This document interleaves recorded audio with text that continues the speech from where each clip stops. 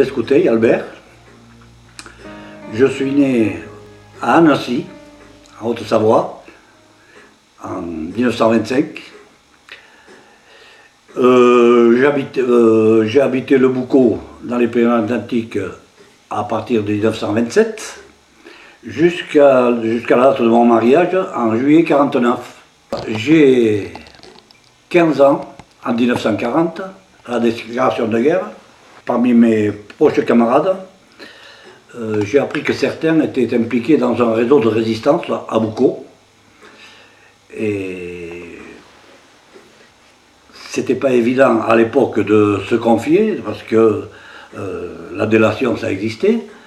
Et de fil en aiguille, j'ai appris que, bon, comme on était intime, j'ai appris qu'ils étaient impliqués dans ce réseau, et j'ai demandé à y participer.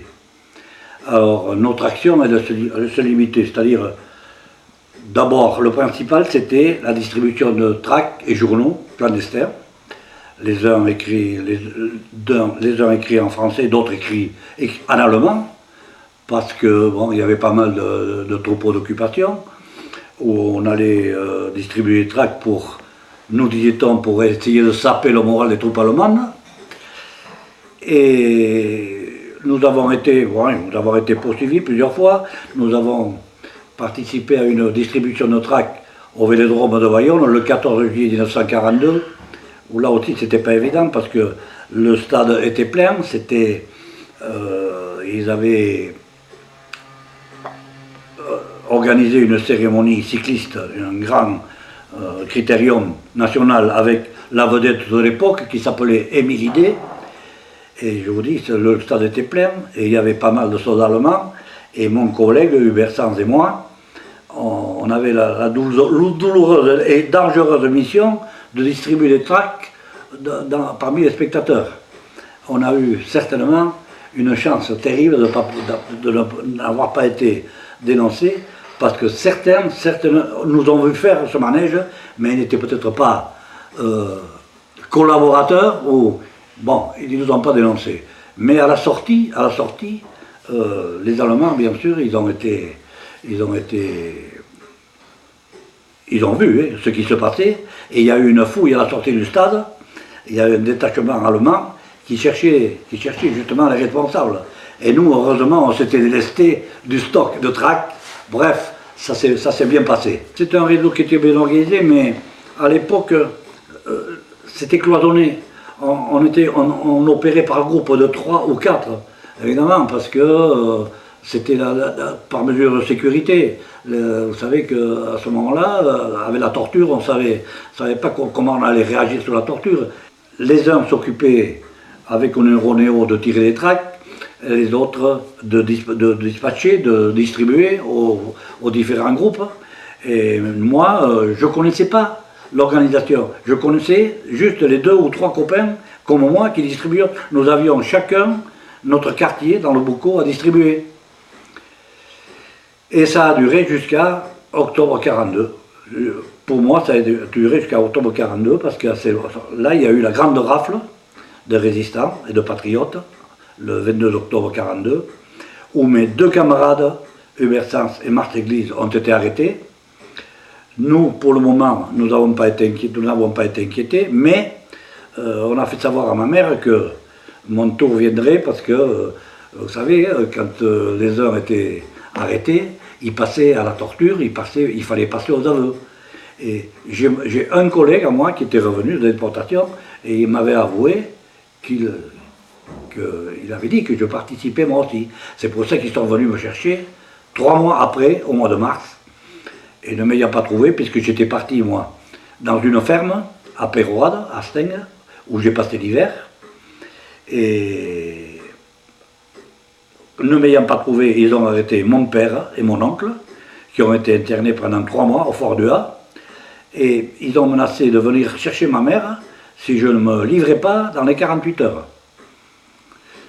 Alors c'est à ce moment-là, quand il y a eu cette rafle, la responsable du Boucau connaissait une filière de passage en Espagne. Et elle connaissait celui à Péroade qui s'en occupait. C'était l'ancien directeur de l'école des forts. C'est lui qui est venu, avec ma mère, me prévenir à la ferme qu'on avait arrêté mes parents, mon père et mon oncle. Alors quand j'ai su qu'il devait arrêter ma mère, qu'il venait chercher ma mère si je ne me livrais pas, je suis rentré chez moi, au Boucau, où je suis resté 8 jours, caché, au grenier. Caché parce que j'avais un jeune frère à l'époque, plus jeune que moi, qui aurait pu, il avait 11 ans à l'époque, il aurait pu parler ou à l'école ou ailleurs. Et là, au bout de 10 jours, ma mère me dit, écoute, ça m'étonnerait, le directeur de l'école des forts m'avait dit aussi, hein, ça m'étonnerait qu'il revienne chercher votre mère. Et au bout de 10 jours, il me dit, bon, ça m'étonnerait moi aussi, maintenant, il vaut mieux que tu t'en ailles. Alors je suis reparti à Pérorade, et là je suis allé trouver, là c'était au mois de mars 1943, et l'Afrique du Nord était libérée. J'ai cherché par tous les moyens à rejoindre l'Afrique du Nord pour m'engager. C'est ce que j'ai fait, mais pour arriver à l'Afrique du Nord, il fallait passer les Pyrénées. Et le passage des Pyrénées, à l'époque, c'était pas chose facile, parce qu'il y avait la gendarmerie, la milice, la Gestapo, la frontière, très gardée, très surveillée.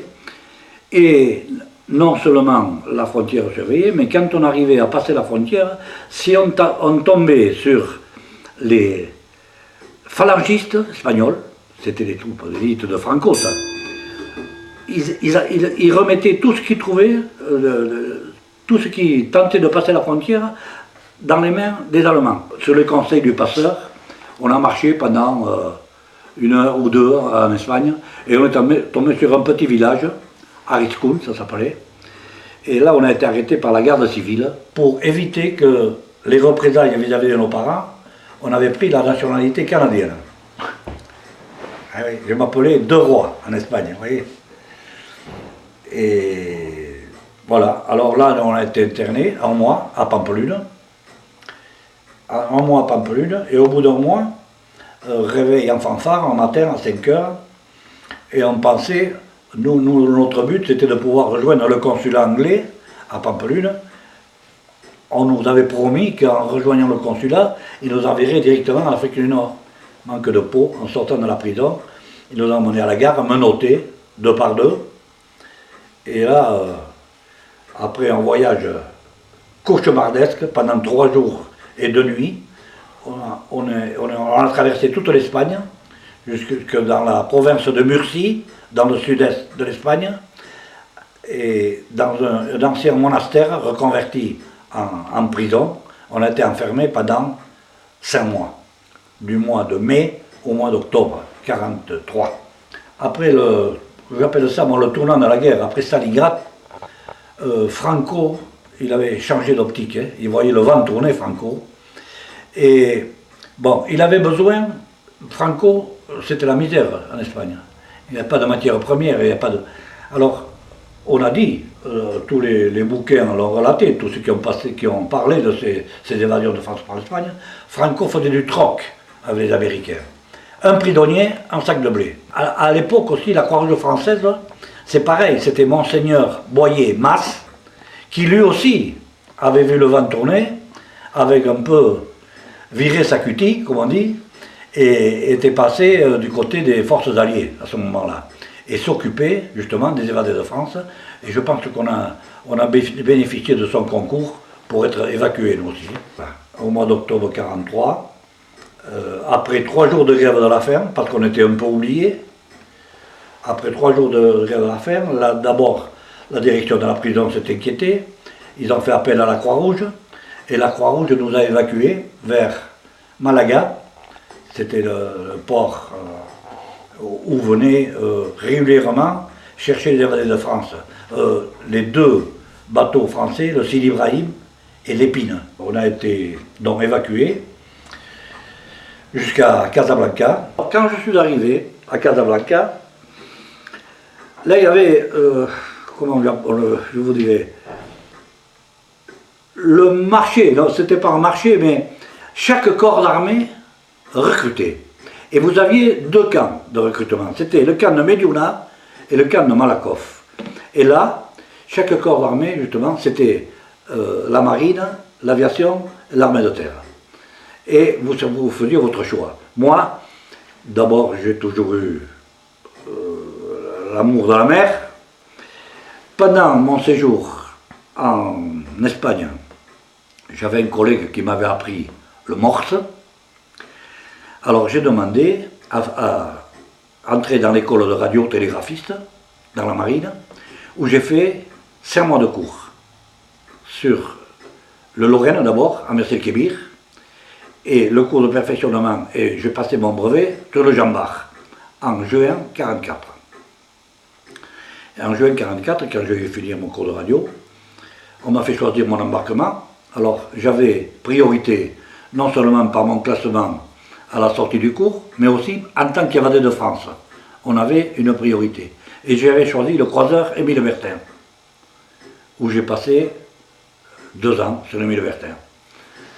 Voilà, j'ai passé 2 ans, on a fait d'abord on a fait des opérations en Italie, à Ranzio, on faisait aussi le transport de troupes de Sénégalais, jusqu'au débarquement, ou alors en partant de Palerme, on est allé sur les côtes françaises, on était devant Saint-Raphaël, ou alors on a participé au débarquement.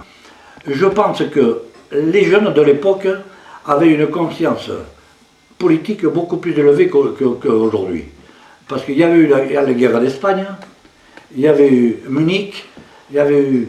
Alors tout ça, ce sont des sujets de conversation qui remuaient les tripes, comme on dit. Et moi, je pense, j'étais quand même assez évolué à l'époque. Je n'aimais pas les Allemands. Je suis rentré dans la résistance parce que j'ai des collègues qui y étaient. Alors je ne voyais pas pourquoi j'aurais pas fait comme eux. Et c'était l'inconscience un peu de la jeunesse, on était jeunes, on ne se rendait peut-être pas compte du danger, mais on l'a fait.